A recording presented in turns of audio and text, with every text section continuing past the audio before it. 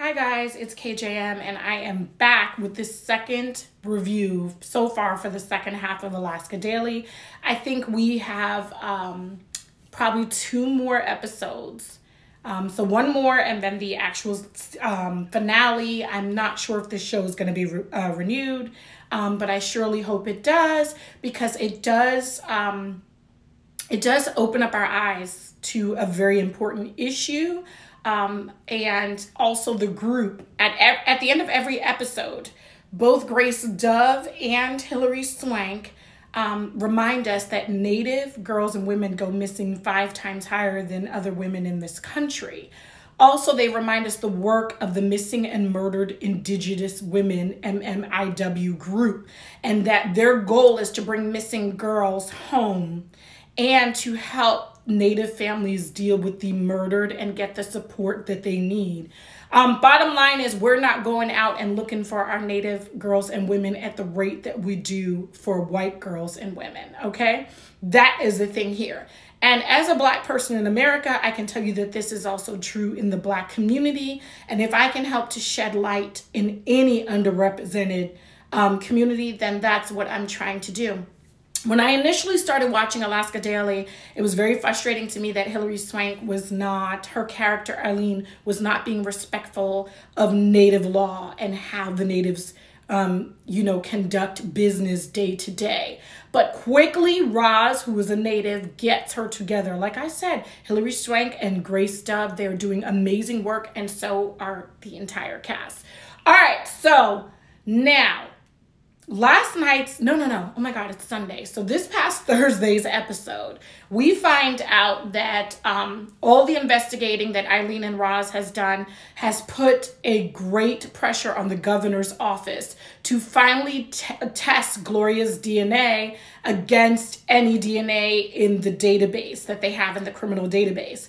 Ding, ding, ding. All of a sudden, they rush and they do it. This is the governor's office.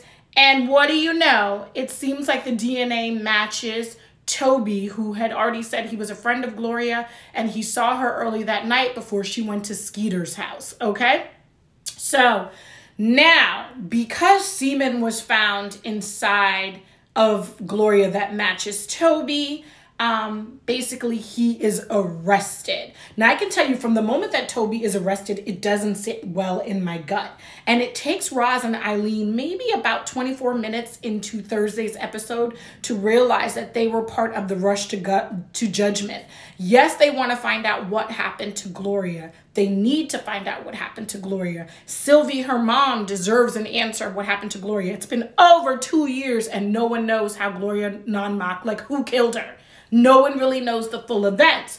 So the government has been taking their little time on testing things, and they finally opened up her case again because they had closed her case. It was just unsolved. Now it was reopened. Lots of politics that Eileen and Roz, along with Stanley, seem to maneuver and get through to get to this point.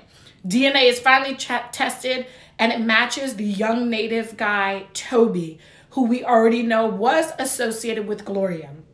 Now, Toby's arrested, and he's basically doing a perp walk all over this damn building, government building, that he was already being kept inside of. Now, I, as a Black person in America, already have my antlers up because I'm like, I don't think it was Toby. He just doesn't look like he could really hurt a fly, and it seems too convenient. If it was Toby, I feel like they would have tested Gloria's DNA a long time ago and arrested him a long time ago, because it's very convenient for them to be accusing a Native young man of this hideous murder and assault, okay?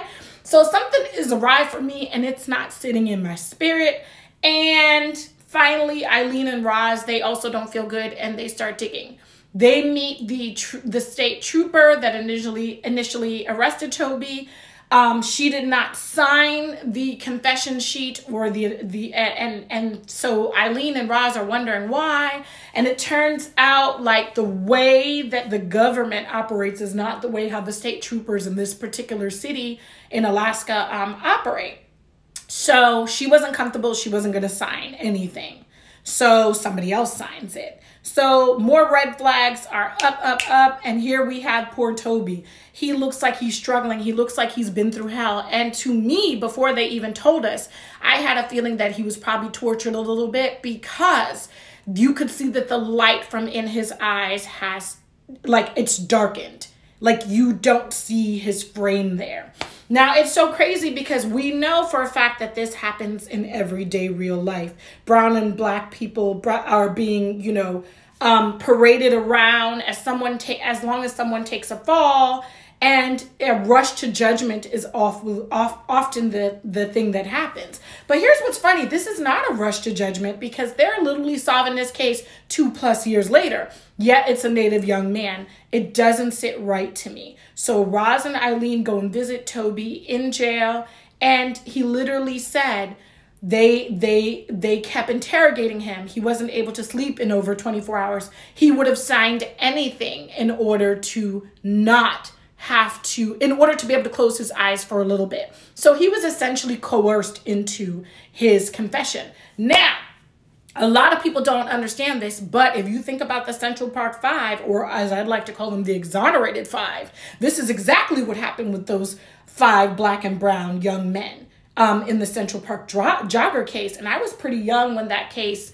first happened, and it breaks my heart. I still can't bring myself to watch When They See Us. But I'm just making some parallel here that black and brown brothers and sisters have a lot more in common. And if it wasn't for capitalism and systematic racism, we would band together more to support our communities more so than fight against each other. Because if it's happening in my Native sisters community, it certainly is happening in my community. And that's how I feel about it.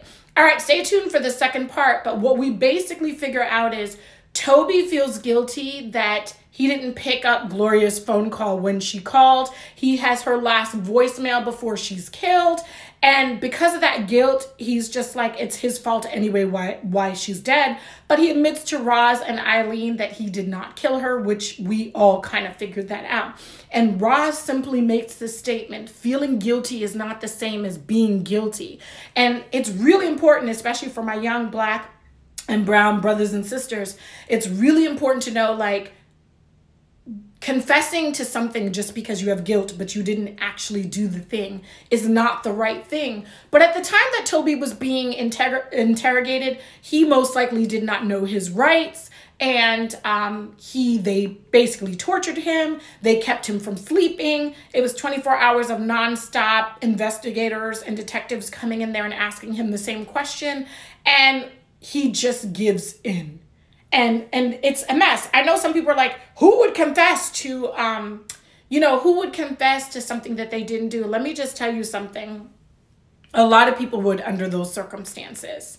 Even people that know better, because you're being tortured. You're being denied basic things like drinking water or being able to go to sleep. You're not in your body. They want the light to come out of your eyes.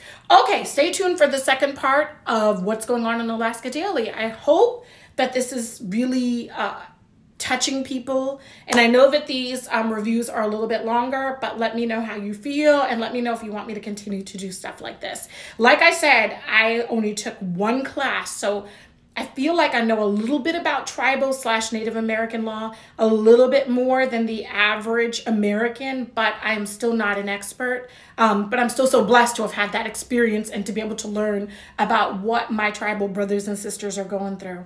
All right, it's KJM. Stay tuned for the last TikTok, and I'm out. Once again, shout out to MMIW and for all the work that you guys are doing all over the country. I know it's hard work. I know you don't always find the missing. I know you're not always able to comfort the families, but we're so grateful that you're out there. And for all the groups that are similar, that are looking for black and brown girls, we salute you. All right, next TikTok.